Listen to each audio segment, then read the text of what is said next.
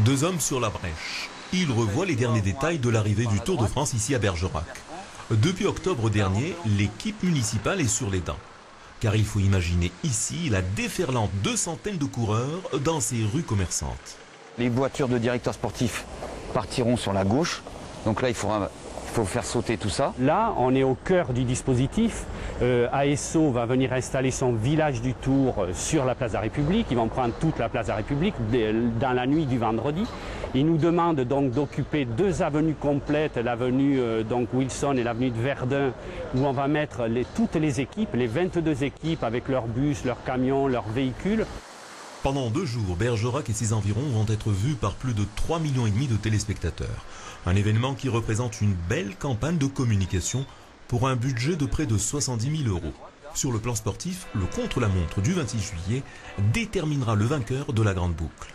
C'est le plus beau contre-la-montre de ces 100 dernières années. Il part de chez moi, donc ça ne peut pas être autrement.